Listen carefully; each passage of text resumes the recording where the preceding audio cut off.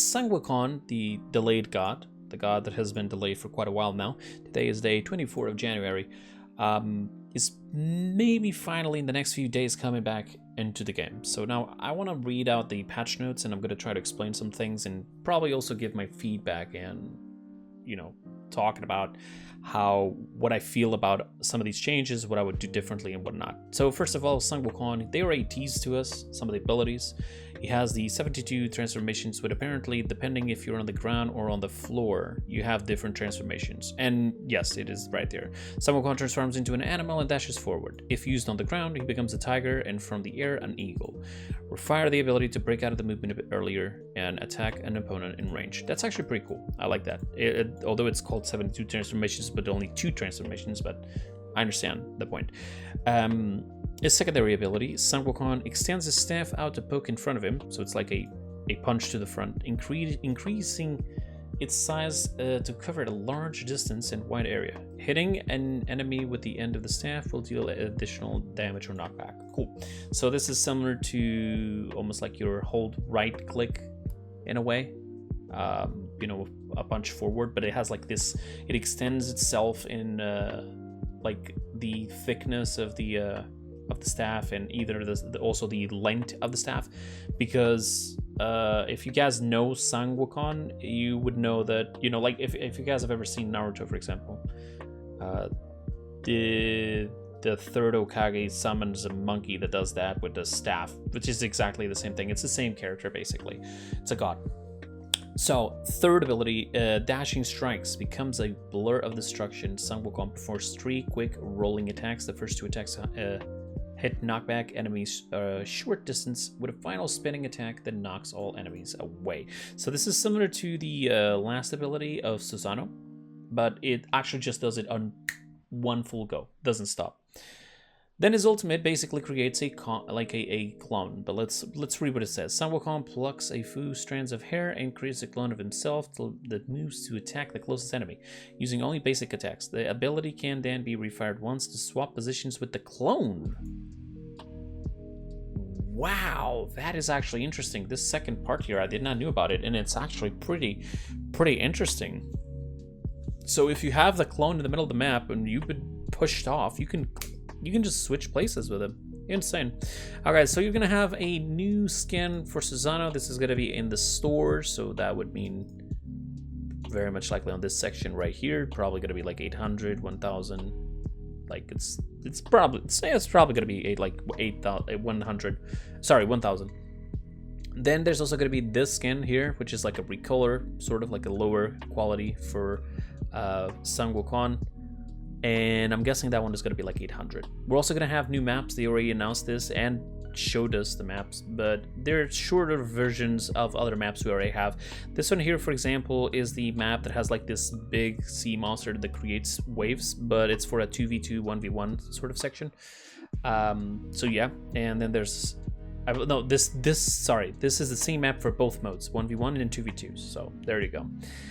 New feature, daily logins. If you guys haven't heard, we're gonna have daily logins with the patch of Sun Wukong, which is fantastic. I don't know exactly how they're gonna make it, but we're gonna have chances of getting runes, stars, and even extra boosters, and even a cosmetic. That's a little teaser right there. Very nice. New feature, bots in custom games.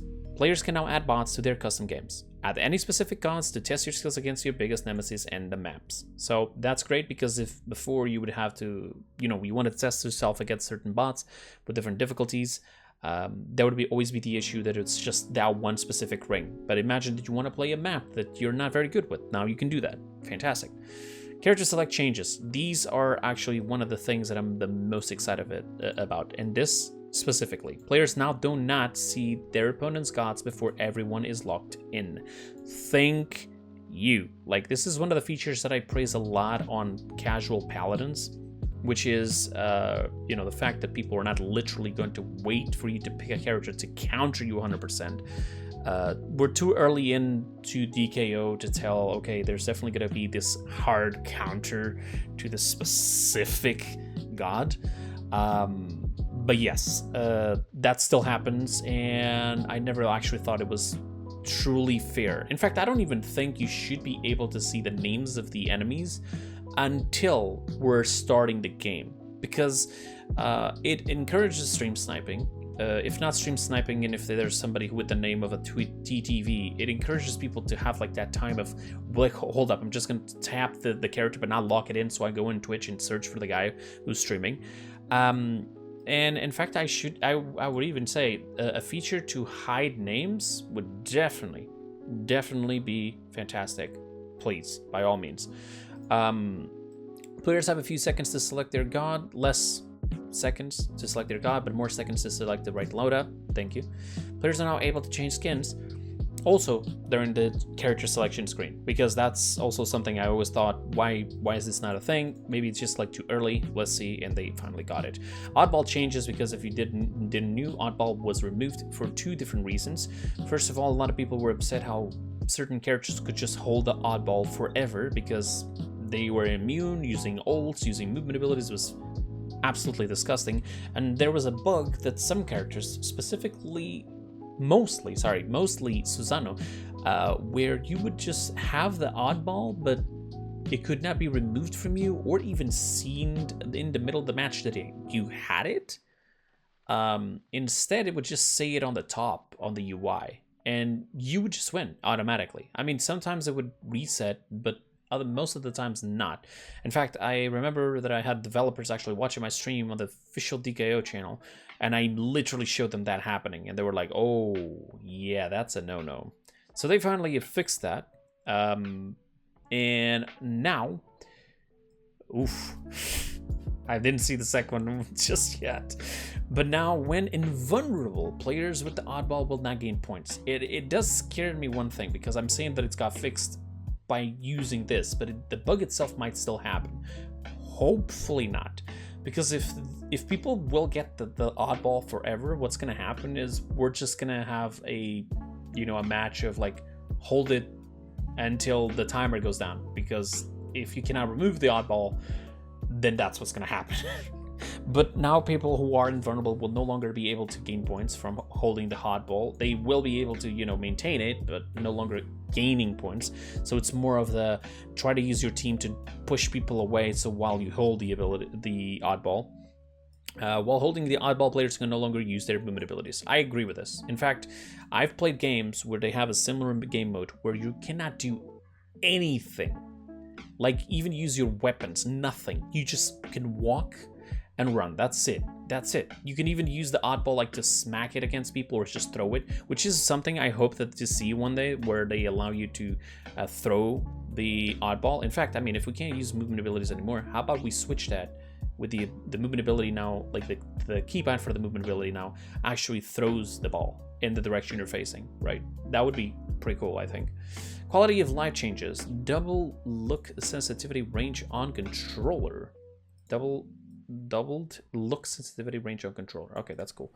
Added a button to snap the camera in characters facing direction. That would be probably very much likely pressing down on the analog stick. I remember having the conversation we were in the middle of the stream and there were developers talking about it, and I even said one of the things that a lot of games do is like one of the analog sticks, you press it and it just recenters it. So that could be a thing. Let's see now the balance, shall we?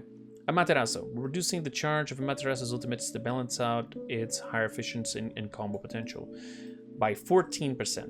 Nothing crazy. Arthur. Not faring as well as we'd like in some fights, so we reduced 2 of his abilities cooldowns to bring them closer to the other gods. Additionally, his ultimate charge has been increased to give it more chance. Oof, I feel like that is a massive buff.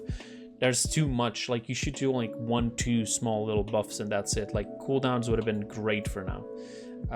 But sure, I guess he lost 2 seconds on both his cooldowns, which is fine, it's fair. This, however, I don't think it would be necessary, but too late now. Susanna. Susanna's air attacks were too efficient. We reduced his abilities to track targets in the air.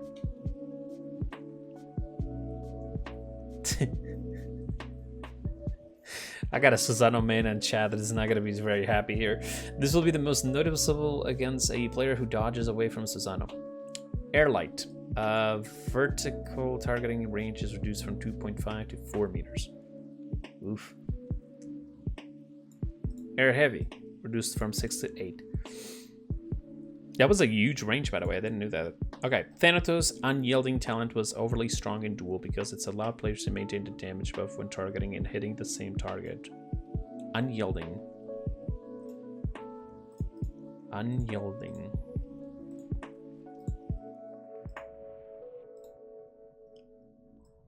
Successfully attacks against the same target increase the damage. Okay. Yeah, true. I can see how that would be. Unyielding damage increase is reset if Thanatos hits an enemy with an ability. What? If he's doing an ability, it resets? Is that what you're saying? Okay, I guess. Sure. I guess. Alright, Thor. We found that Thor's heavy attack did not match the visuals, so we increased the time that the hitbox is present and added horizontal warp that was previously missing. Further to that, we've looked at his talents to make Capacitor's effects more consistent and have adjusted the starting and loadout to improve his viability for players using him for the first time. Okay. So, increased time hitbox is active on the air by 30%. Added a 4.5 meter warp distance from 0 warp distance before. Oh yeah, that's true.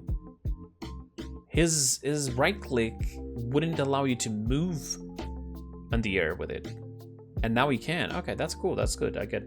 I like it. Thor now gains 5% ultimate charge for the first player hit. It hits. Sorry, I was yawning. And then 20% per additional enemy hit change from 3.5 per hit. Thor now gains 5% ultimate for the first player it hits. For the wait, what? Who? Thor hits?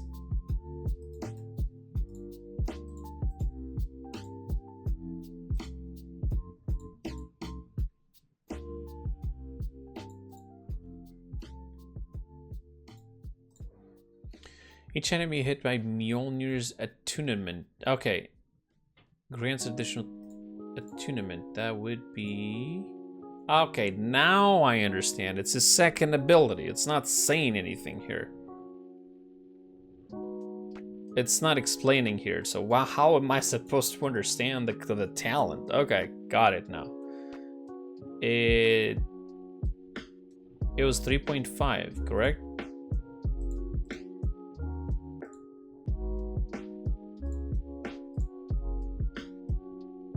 3.5. Okay, so it was now 5, but anyone after that, it gives 2%. Okay. Swapped is crashing down in the default loadout. Oh, they switched to targets. Okay. And now bug fixes. We fixed over 100 bugs since last build, but here are the highlights. Fixed the bug that allowed some players to load earlier in the game. Fixed the bug that was causing a bot remaining in game after a player rejoins. Wow. Fixed the bug causing oddball to not spawn when launching game mode. Fixed the bug that was causing allowing players to be untouchable in oddball and crumbling keep. On crumbling keep. Okay. Here's an issue. Fixing a bug allowing players to score points if eliminated under the bank in coin blitz. What? Really? Fix the bug that was causing his enemy's ultimate to disappear when hitting Athena's ultimate. Wait, so that was a bug? I thought this entire time that was literally a thing. And I don't think it's only her ultimate. I thought Athena's ultimate would actually clear it. I did not do this, dude. This is okay. This is awesome. It's like a buff to his enemy. And nobody knew, right? Kata combo, the last ability of Susanna. Susanna talent. Oh, it's a Susanna talent. Should now affect cooldown correctly. Okay. Ymir's icicle falls should now deal damage when Ymir is off of this icicle. Strikes twice? I think that's strikes twice. Is now correctly reducing cooldown by 3.5 seconds instead of adding 3.5 seconds. Oh, wow. That's a 7-second difference now, because like you have to remove the 3.5 that was adding and remove the 3.5 that it should have removed. Mjolnir's Fury is not correctly activating, even if it not hitting an enemy. Dude, so Thor is just completely bugged and I'm not aware of this? Okay. Alright, well, there you have it, folks. That's awesome. Good to know. Somebody was saying, can I see this Susanna Skin? There it is. It's pretty good. Pretty good. That sword. That laser sword. Beautiful. Fantastic. Let me see Sang Wukong here. Very nice. Very nice. And if you guys haven't seen videos, I can actually pause this here a little bit. Give me a second. Okay, we got here the trailer, so let's see it.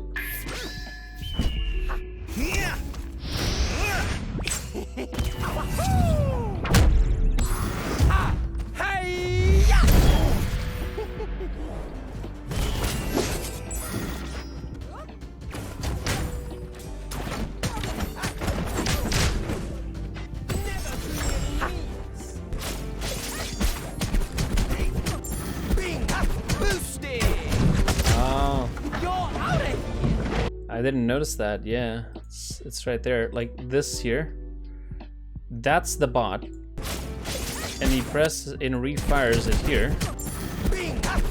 Wait, but okay, but they failed here because like the guy wasn't there. The bot was over there.